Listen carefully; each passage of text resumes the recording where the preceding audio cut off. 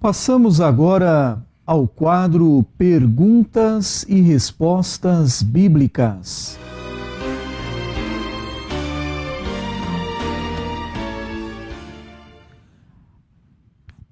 A primeira pergunta de hoje é do nosso ouvinte Sidney. Ele pede para o pastor falar sobre as línguas estranhas. Ele pergunta se as outras pessoas entendem o que está sendo falado, pastor.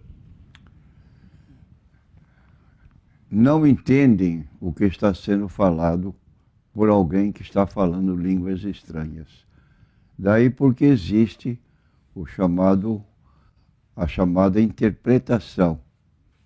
Isso se dá no campo profético, quando alguém na igreja tem esse dom de interpretar o que está sendo dita em língua ininteligível. Então, a orientação bíblica para o uso dos dons espirituais está em 1 Coríntios, capítulo 14, quero mencionar todo o capítulo. Sendo assim, sobre o uso das línguas estranhas, o apóstolo Paulo recomenda em 1 Coríntios, capítulo 14, versículos 1 a 6, ele diz: segui o amor e procurai com zelo os dons espirituais, mas principalmente o de profetizar. O que fala em língua desconhecida edifica-se a si mesmo, mas o que profetiza edifica a igreja. E eu quero que todos vós faleis em língua, mas muito mais que profetizeis, porque o que profetiza é maior do que o que fala em línguas. A não ser que também interprete para que a igreja receba edificação. E agora, irmãos, se eu for ter convosco, falando em línguas, que vos aproveitaria se não vos falasse ou por meio da revelação, ou da ciência, ou da profecia, ou da doutrina. Escreve mais o apóstolo Paulo em 1 Coríntios 14, 26 a 30. Que fareis, pois, irmãos, quando vos ajuntais? Cada um de vós tem salmo, tem doutrina, tem revelação, tem língua, tem interpretação. Faça-se tudo para edificação. E se alguém falar em língua desconhecida, faça-se isso por 2 ou, quando muito, 3, e por sua vez, e haja intérprete. Mas se não houver intérprete, esteja calado na igreja e fale consigo mesmo e com Deus. E falem 2 ou 3 profetas e outros julguem. Mas se o outro que estiver assentado for revelada alguma coisa, cale-se o primeiro. Então aí está o capítulo 14 de 1 Coríntios, com muitas minúcias de informações que às vezes o crente passa a vida inteira e não tem tempo para ler 1, 2, 3 vezes esse capítulo para saber a ordem em que devem se manifestar as línguas. E o que acontece, então, acontece o que Paulo está mencionando aí. Se alguma pessoa descrente entrar no meio de uma reunião em que todos estão falando línguas, o que ele vai dizer a respeito dessa manifestação? Ele vai dizer que a pessoa que estão presentes ali não estão sadias mentalmente.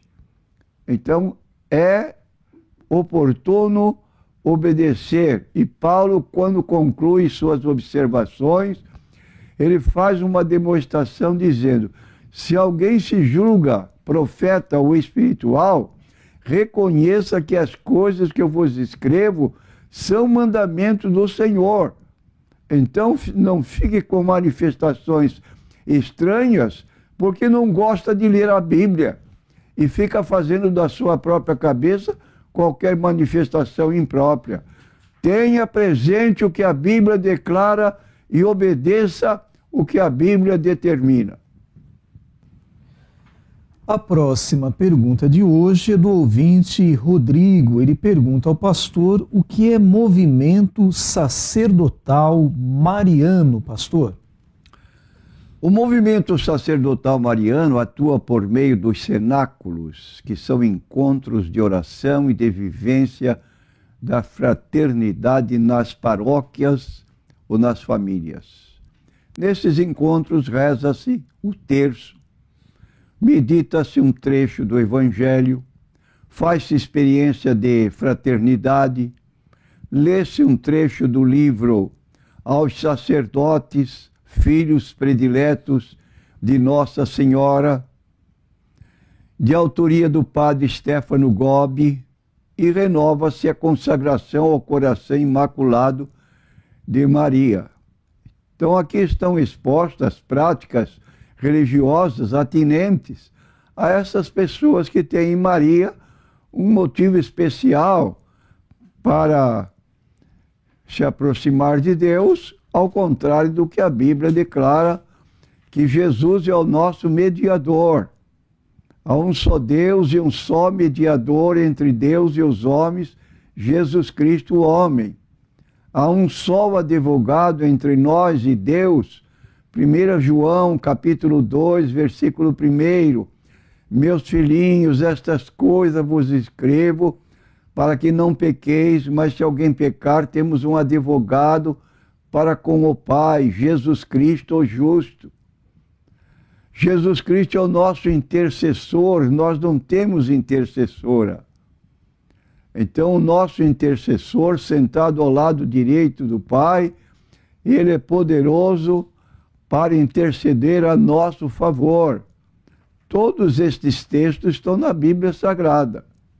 Agora, ainda, o movimento sacerdotal mariano tem uma espiritualidade que se caracteriza por 3 compromissos: consagração ao Imaculado Coração de Maria, união ao Papa e à Igreja, e o compromisso de conduzir os fiéis a uma vida de entrega confiante a Nossa Senhora. Quer dizer, não tem apoio bíblico. Esse conduzir os fiéis a uma vida de entrega, a nossa vida deve ser entregue a Jesus Cristo. Ele é o nosso mediador, repetimos. Foi Ele que deu a sua vida por nós no Calvário. Foi Ele que disse: vinde a mim os cansados, oprimidos, e eu vos aliviarei. Tomai sobre vós o meu jugo, aprendei de mim, que sou manso e humilde de coração, e encontrareis descanso para as vossas almas. Mateus capítulo 11, versículos 28 a 30. É na Bíblia que nós encontramos que Jesus pode salvar perfeitamente todos os que por Ele se chegam a Deus, vivendo sempre por interceder por eles. Então, fica aqui a nossa colocação, respondendo à pergunta do nosso consulente, mas dizendo que à luz da Bíblia não está apoiado esse movimento que tributa honrarias a Maria, mulher que foi usada por Deus, sem dúvida. Não somos inimigos, só reconhecemos que aquilo que a Bíblia declara, nós falamos. O que não declara, nós não falamos. A próxima pergunta é do nosso ouvinte Ricardo, da Igreja Palavra da Vida. Ele pede para o pastor explicar por que o domingo é considerado o dia do Senhor, pastor. É considerado como o dia do Senhor porque a Bíblia aponta para isso. Nós lemos em Apocalipse, o último livro da Bíblia, capítulo 1, versículo 10, a expressão usada por João, o escritor, quando ele diz: eu fui arrebatado no Espírito no dia do Senhor e ouvi por detrás de mim uma grande voz como de trombeta. Então, aqui está essa colocação, essa expressão dia do Senhor, que em algumas Bíblias é lida de modo diferente. Troca a palavra dia do Senhor por domingo. Então eu quero fazer essa leitura como resposta ao nosso consulente. Encontram-se a expressão Dia do Senhor, traduzida por domingo em algumas traduções, das quais os próprios que são contrários a essa expressão que estamos usando, que são os adventistas, mas está escrito assim: um dia de domingo fui arrebatado em espírito. É a Bíblia Sagrada, tradução de Mato Soares, Bíblia utilizada no livro Subtilezas do Reino, aliás, Subtilezas do Erro, usados pelos adventistas. Outra colocação: eu fui arrebatado em espírito um dia de domingo. Bíblia, tradução Antônio Pereira de Figueiredo, também utilizada pelos adventistas. Num domingo, caindo em êxtase, ouvi atrás de mim uma voz forte, Edições Paulinas. Então aí está uma pessoa que lê a nossa tradução de Almeida, corrigida, encontra a expressão Dia do Senhor, e em outras traduções nós temos aqui a designação de domingo no lugar da expressão Dia do Senhor. Agora, voltando para a Bíblia Sagrada, no Salmo 118, nós vamos notar que aqui neste salmo há uma profecia que se cumpriu na morte e ressurreição do Senhor Jesus Cristo, e citada pelo próprio Jesus Cristo como empregando-se a Ele próprio. Salmo 118, versículos 22 a 24, nós lemos assim: a pedra que os edificadores rejeitaram tornou-se cabeça da esquina. Da parte do Senhor se fez isso. Maravilhoso é aos nossos olhos. Este é o dia que fez o Senhor, regozijemo-nos e alegremo-nos nele. Essa profecia falava a respeito da rejeição de Cristo, tratando-o como a pedra, que é uma maneira de se referir a Jesus, foi rejeitada e que se tornou cabeça principal da esquina. Agora, passando para o Novo Testamento, nós vamos encontrar em Mateus, capítulo 21 e versículo 42, essa profecia interpretada pelo próprio Jesus como se aplicando à sua própria pessoa. Nós lemos aqui no capítulo 21 de Mateus, o Senhor Jesus Cristo, se referindo à sua própria pessoa, quando ele declara, diz o texto, diz-lhe Jesus, estou lendo em Mateus 21, versículo 42 em diante, diz-lhes Jesus, nunca leste nas Escrituras a pedra que os edificadores rejeitaram, tornou-se por cabeça de ângulo?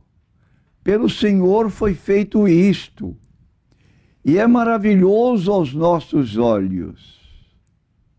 Então aqui Jesus está usando o Salmo 118, 22 a 24, referindo-se a pedra, a sua pessoa e o dia em que ele foi rejeitado. Como sabemos pela história bíblica, Jesus foi rejeitado na sexta-feira, quando no mesmo dia foi sentenciado à morte, levado então para às 3 horas da tarde, ficou até esta hora ainda ali no Calvário, tiraram o seu corpo às 3 horas da tarde, e neste mesmo dia, antes de começar o sábado, que começava lá pelas 6 horas da tarde, mais ou menos, para os judeus, Jesus já estava sepultado. De modo que esta pedra rejeitada pelos judeus, que é Jesus Cristo, que veio a este mundo para salvar os pecadores e por nós deu a sua vida no Calvário, essa pedra rejeitada, domingo pela manhã, quando as mulheres foram ao sepulcro para levar especiarias, perfumes, para derramar sobre o corpo de Jesus, para a surpresa delas, encontraram o túmulo vazio. Conversaram com 2 anjos que disseram: por que buscais o vivente entre os mortos? Ele não está aqui, mas ressuscitou de acordo com o que havia orientado. Podeis ir encontrá-lo na Galileia. Então, este dia da ressurreição de Cristo é o dia que nós chamamos o dia do Senhor, pelo triunfo de Jesus Cristo dentre os mortos e para garantir então assim a nossa redenção. Porque diz o texto bíblico, se Cristo não ressuscitou, é vã a vossa fé e ainda permaneceis nos vossos pecados. Vamos ler então em Marcos 16, mais alguns versículos, quando uma mulher foi a primeira pessoa que teve o privilégio de ver Jesus ressuscitado. Diz aqui em Marcos 16, versículo 9, e Jesus, tendo ressuscitado na manhã do primeiro dia da semana, apareceu primeiramente a Maria Madalena, da qual tinha expulsado 7 demônios. Partindo agora para outro evangelho, João, capítulo 20 e versículo 1, nós temos aqui mais uma informação.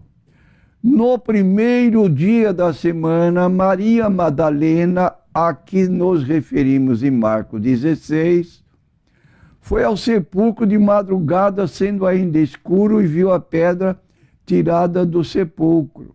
Então, ela de novo aqui, confirmando Marcos 16, 9, ela foi antes de Marcos 16, 9. Ela foi antes, foi de madrugada, estava escuro. Ela não pôde ver Jesus pessoalmente. Tanto é que quando Jesus estava ali, ela não o reconheceu. E ela pensou que era o jardineiro que estava cuidando do sepulcro. Foi quando Jesus lhe dirigiu a palavra: mulher, por que choras? Ela disse: levaram o meu Senhor e não sei onde o puseram. Então está aqui provas bíblicas de que o domingo passou a ser dia do Senhor em decorrência da ressurreição do Senhor Jesus Cristo. E ainda no capítulo 20 de João, e versículo 19, chegada, pois, a tarde daquele dia, o primeiro da semana, fechadas as portas, onde os discípulos, com medo dos judeus, se tinham ajuntado, chegou Jesus e pôs-se no meio e disse-lhes: Pai, seja convosco. E dizendo isto, mostrou-lhes suas mãos e o lado, de sorte que os discípulos se alegraram vendo o Senhor. Então nós temos aqui o dia da vitória de Jesus, é o dia da sua ressurreição. Morreu por nossos pecados e ressuscitou para a nossa redenção. Este é o dia que fez o Senhor. Não estamos nada acrescentando à Bíblia Sagrada. Estamos nos atendo apenas à Bíblia Sagrada. Repetindo, Salmo 118, versículo 24. Este é o dia que fez o Senhor. Regozijemo-nos e alegremo-nos nele. Meu prezado ouvinte, se você é um cristão e você se dirige para praias no dia de domingo, você, em vez de estar na casa de Deus, no dia de Deus, para cultuá-lo, você está com uma vida espiritual bem relaxada. Você não está levando a vida cristã dentro dos preceitos do cristianismo.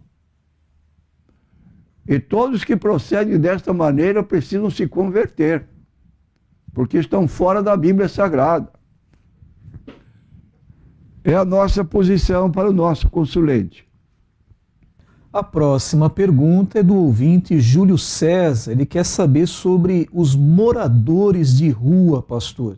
É muito comum pararmos nos semáforos ou até mesmo andando na rua sermos abordados por pessoas que pedem dinheiro. Para que esse dinheiro? Eles vão usar para as drogas, para bebidas. Então o Júlio César quer saber, é certo dar, pastor? Muitas vezes queremos ajudar para a alimentação, mas sabemos que eles desviam isso para comprarem drogas. Devemos dar, pastor? Pergunta o Júlio César. Não devemos dar, mas a maneira de nós procedermos para verificar se realmente essa gente de rua que está pedindo dinheiro porque está com fome, vamos levá-lo a uma padaria, pagar um pão com manteiga para ele, um copo de café com leite, para deixá-los alimentados. Agora, o que ocorre, como temos percebido frequentemente, é quando você se oferece não o dinheiro, mas para pagar para ele, porque ele diz estar com fome, eles não querem aceitar. Na verdade, efetivamente, eles estão querendo o dinheiro para drogas. São pessoas, infelizmente, viciadas, drogadas, que precisam conhecer o Evangelho de Jesus Cristo para ser libertadas. Conhecereis a verdade e a verdade vos libertará. Então não podemos ceder porque, de certo modo, indiretamente, estamos levando-o a continuar no vício. Vamos ser delicados com essas pessoas, oferecendo pagar um café no bar, numa padaria, e se recusar, então deixamos porque fizemos a nossa obrigação. A segunda pergunta, pastor, do Júlio César é com relação a pedir dinheiro emprestado para ofertar na igreja. Ele usa até uma expressão engraçada, fazer cortesia com o chapéu dos outros. É certo, pastor, essa prática? Pede emprestado para ofertar na igreja? Está errado. A Bíblia é muito clara. Cada um contribua segundo propôs no seu coração, não com tristeza ou por necessidade, porque Deus ama o que dá com alegria. Tenho condições de contribuir do meu próprio dinheiro, vou fazê-lo. Agora, pedir dinheiro emprestado para apresentar à igreja, aí está errado. Vai onerar o nosso irmão que eventualmente pode já ter contribuído, e ele então dá duas contribuições, uma por ele e a outra pelo que pediu dinheiro emprestado. Eu não concordo com esta colocação.